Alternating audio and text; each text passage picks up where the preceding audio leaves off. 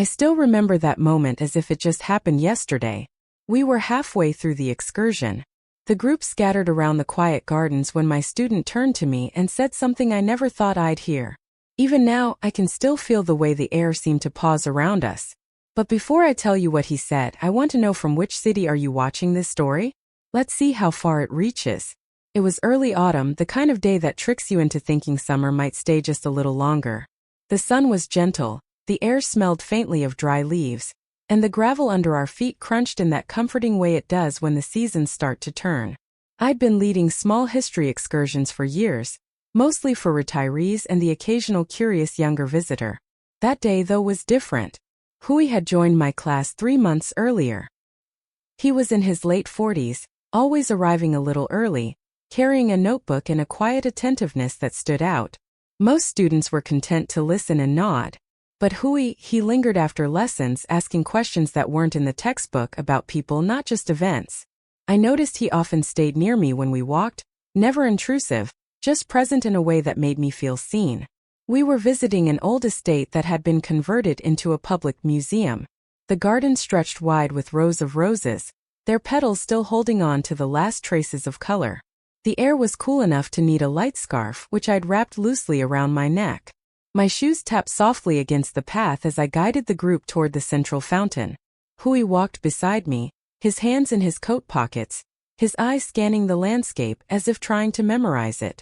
"You always seem to know the right pace for everyone," he said suddenly. His voice was low, but there was something in his tone, a kind of sincerity that made me glance at him. I laughed lightly. "Well, I suppose you learned that with time. You've been keeping up just fine, though." He smiled, but it wasn't the quick, polite kind.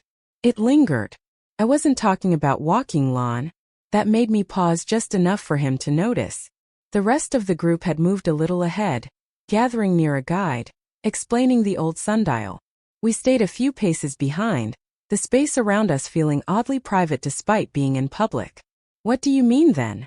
I asked, my voice softer now. He hesitated, as if weighing whether to speak. His eyes flickered toward the fountainhead, then back to me. You have this way of making people feel like they matter. I don't know if you realize how rare that is." The words caught me off guard.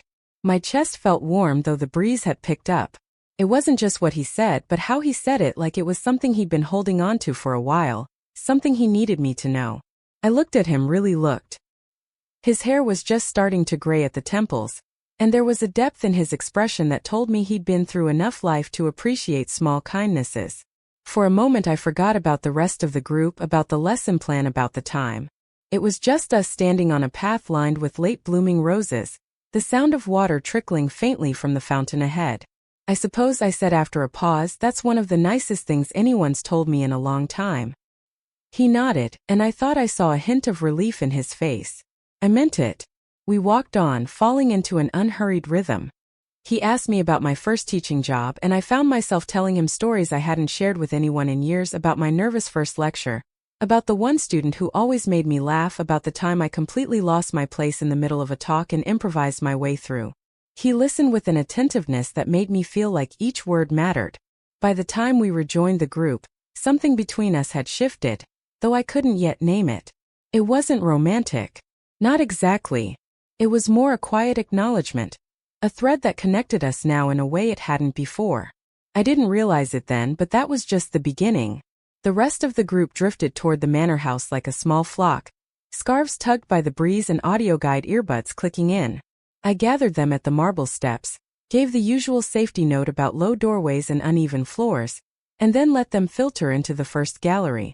Hui hung back, not out of reluctance, but as if he understood the tempo of my day, and chose to move in sync with it. I felt strangely grateful for his patience. Inside the house smelled of beeswax and old wood, the kind of sweetness that collects in floorboards over a century. Sunlight came through tall windows in soft rectangles, revealing specks of dust drifting like slow snow. I talked about the family who built the estate, about their daughter who kept meticulous diaries, about the gardener who smuggled rare seeds home in a coat. My words found their rhythm, the kind you forget you know until you're standing in front of strangers, trusting that your voice will carry the story safely across to them.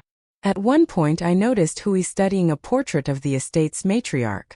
The woman in the painting had a face that wasn't conventionally beautiful, nose a touch too prominent, lips a breath too thin, but the artist had given her eyes such life that you kept looking anyway. Hui leaned forward just slightly, had tilted as though listening for something the colors might be whispering.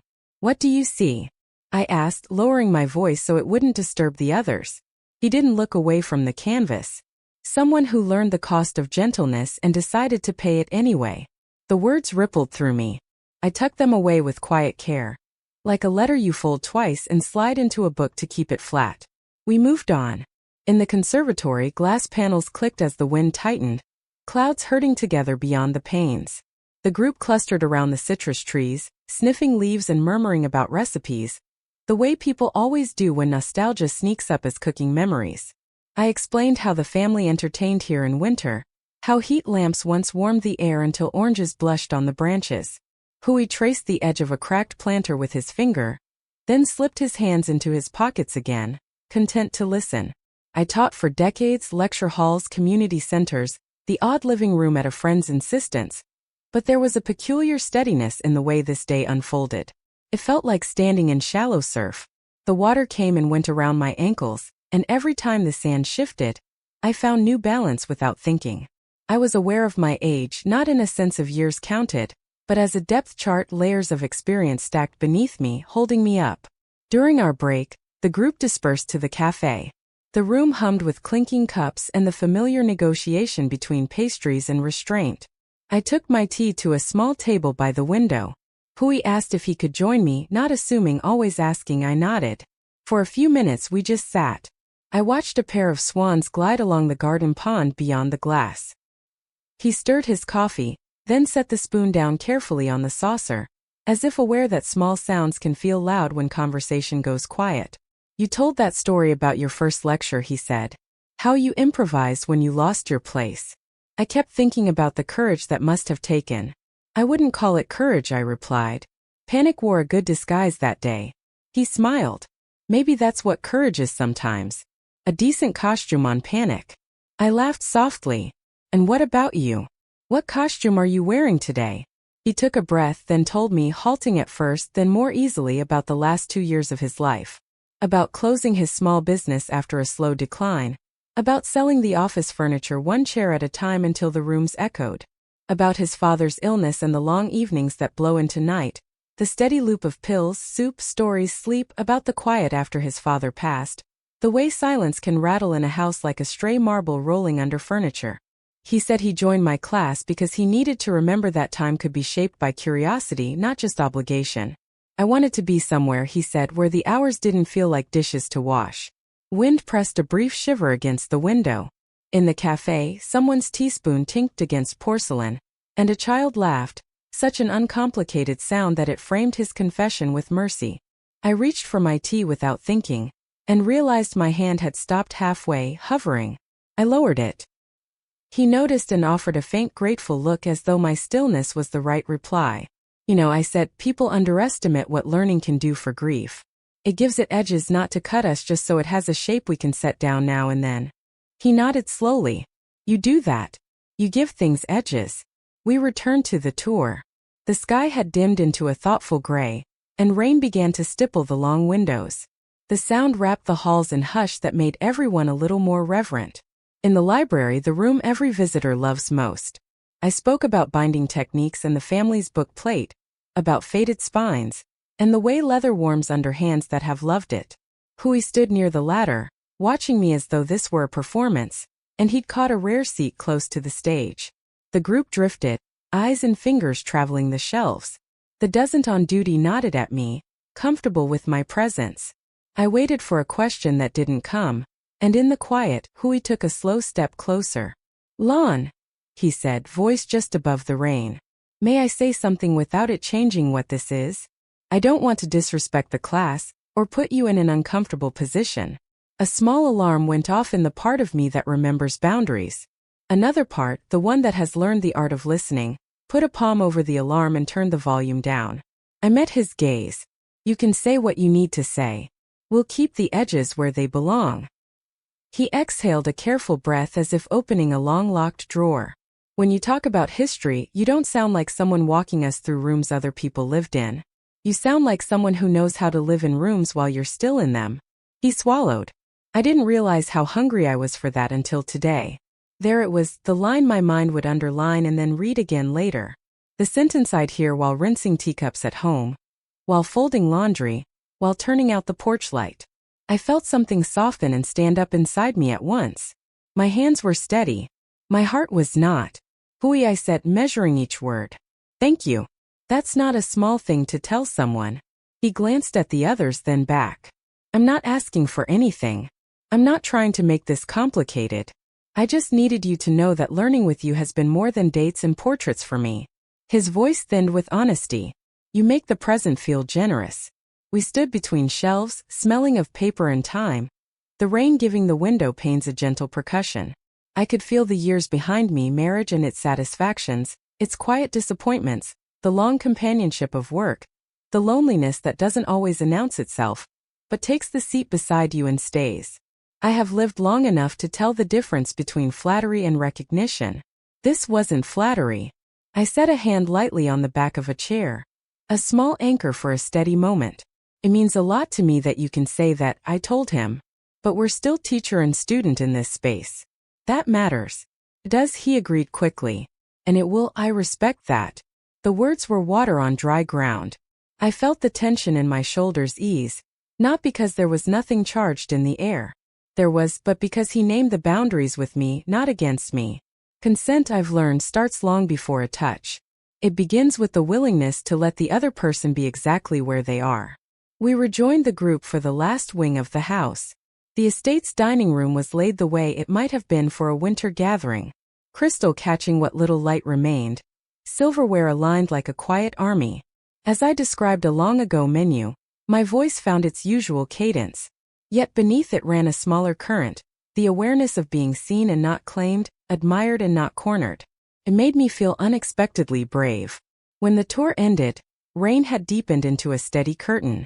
People buttoned coats and thanked me, their compliments warm but familiar. Hui waited, then approached, hands visible at his sides like someone stepping into a friendly dog's yard. May I walk you to your car with my umbrella? He asked. Just that? Just that. I repeated and nodded. We stepped into the wet afternoon under a shared circle of fabric. The path glistened, gravel darker now, the roses bowing under raindrops like women curtsying after a dance. Water chirped through the gutters in cheerful streams. We didn't rush. At my car, he paused, angled the umbrella to keep both of us dry, and looked at me with a quiet openness that felt like a gift wrapped without tape. Nothing sticky, easy to open and close. I'm grateful for today, he said. For how you do what you do, for the way you make time feel kind. I opened the car door and rested my hand on the frame. I'm grateful you told me. That took courage without a costume. He laughed, surprised. Maybe I borrowed yours. Maybe you did. He stepped back, still sheltering me with the umbrella until I was seated. Before he lowered it, he added, if at some point outside of class and only with your comfort, you'd like a cup of tea where we talk about anything but history, I would be honored. If not, I'll still be in the second row on Thursdays. He laid it gently in my hands, an invitation that asked nothing it did not also protect. I felt the yes lift inside me like a small bird testing a perch, then settle. I wasn't ready to let it fly yet. Thank you, Hui, I said. Let's keep our Thursdays for now. His smile was not disappointment. It was relief that the edges stayed true. He closed the umbrella, jogged through the rain to his car, and waved once before getting in. I waited until my windshield cleared, then sat with my hands still on the steering wheel, listening to the steady drum of water. The line he'd spoken in the library circled back again, bright as a thread I could trace with my fingers. You make the present feel generous. On the drive home, the city wore its rain like a shawl, softening neon, polishing the pavement into mirrors of red and gold. I passed places that had held me in other seasons. The bookstore where I hit on hard afternoons, the cafe where a friend once surprised me with tulips, the park bench where I learned how grief can look like someone simply staring at a tree. I felt both my age and something younger than age, something like readiness. When I reached my porch, the rain slackened to a whisper. I unlocked the door and stepped into my tidy rooms, the fragrance of lemon oil and leftover soup greeting me with familiar kindness. I hung my scarf, set the kettle, and stood by the window while it began to hum. Across the glass, night was falling like a clean sheet smoothed over a bed. I found myself straightening a stack of mail just to have something in my hands. There are moments I've learned that don't ask you to decide everything. They only ask you to listen closely enough to hear which part of you is ready to speak next. That day didn't end with fireworks. It ended with rain, with tea, with a sentence that kept the lamp on inside my chest long after I turned off the lamp in the living room. I didn't text him. He didn't text me. We let the edges hold. But I knew as I sipped quietly in the kitchen that something had begun, the kind of beginning made not of declarations, but of care, and that whatever came next would have to be as honest as the way the rain kept touching the earth and letting go. The Thursday after the excursion, I found myself arriving at the classroom earlier than usual. Not intentionally, at least. That's what I told myself. The air was crisp, the kind of late autumn cool that makes your breath visible, and your thoughts feel clearer. I unlocked the door, flicked on the lights, and took a slow walk around the room, straightening chairs, setting out the day's handouts. I told myself it was just another class, that I'd stand at the front and talk about the textile trade of the 18th century, just as I'd planned weeks ago. But part of me was tuned to a different frequency. A quiet anticipation I could feel in my chest, steady but undeniable. Hui arrived not long after. He stepped inside, shaking off the chill, and gave me that warm, unhurried smile that had begun to feel familiar. I noticed the faint scent of rain on his coat, the kind of detail you don't register unless you're paying more attention than you mean to. "Good morning, Lon," he said, his voice even and respectful, just as it always was. "Good morning, Hui." I kept my tone light, professional, but I could feel the memory of the library moment between us. His words, my careful reply, lingering like a bookmark. I hadn't yet moved. The class filled quickly. I began the lesson, my voice steady, my hands moving naturally as I spoke about weaving techniques and trade routes. From the corner of my eye, I caught glimpses of him in the second row, taking notes, his gaze lifting now and then to meet mine. There was no pressure in it. No demand, just that same quiet attentiveness that made me feel steadier than I expected. During the break, some students clustered near the coffee table at the back of the room. I refilled my mug, taking a moment to stretch. Hui approached, not too close but close enough that our conversation would be private. "I was thinking about what you said last week," he began. I glanced at him, curious. "Which part?" "That courage sometimes just wears a costume," he said with a half smile. "I think you were right. But I also think sometimes if you wear the costume long enough, it becomes a part of you." I studied him for a moment, recognizing the deeper thread in his words. "Maybe that's how we survive some things," I replied. He nodded, then gestured toward the window. "It's supposed to be clear this afternoon. If you're free, maybe we could walk the gardens again off the clock." Just two people appreciating the view. It wasn't pushy. It wasn't even loaded. Just an offering, like setting a cup of tea on a table and stepping back to let someone decide whether to drink it. I hesitated, not because I didn't want to, but because saying yes would mean crossing from the safe path of the known into something undefined. Yet there was trust between us, earned in the way he listened, in the way he'd named the boundaries with me instead of testing them. "I have some time after class," I said finally. The way his smile softened made me glad I hadn't said no. We met by the entrance once the room had emptied. The low afternoon sun spilling gold through the glass. The garden was different in late autumn. Fewer blooms, more bare branches, the smell of damp earth and fading leaves. The roses were mostly gone now, but their thorn stems still stood. A reminder that beauty doesn't have to be in full color to be worth noticing. We walked slowly, our steps crunching over gravel. He didn't fill the air with small talk, and I appreciated that. Sometimes silence is the truest form of respect. When we reached the fountain, I stopped. The water was still running, though slower now. It sounded softer against the cool air. I traced the curve of the stone edge with my glove, remembering the moment a week ago when his words had caught me off guard. "I keep thinking about what you said here." I told him about people feeling like they matter. His eyes met mine, and "I keep meaning to tell you that you do that without even trying." There was a pause, long enough for the wind to lift a stray leaf between us, for the sound of the fountain to seem louder. "Hui," I said carefully, "I don't know what this is or what it might become, but I know I value it. I value you. His shoulders eased and he gave a small, almost relieved laugh. Then that's enough for me right now. We didn't touch, not even a handshake. We just stood there for another moment. Two people sharing the same patch of sunlight in a cooling world. And somehow that was more intimate than anything else could have been. On the drive home, I realized the excursion hadn't just been a pleasant day in the gardens. It had been the start of something I hadn't planned for. A reminder that even at 65, life can surprise you in ways that feel both gentle and profound. I don't know where it will lead. Maybe nowhere beyond Thursday mornings and the occasional walk, but I know this. His words spoken that day on the path have changed the way I see myself, and for that I will always be grateful.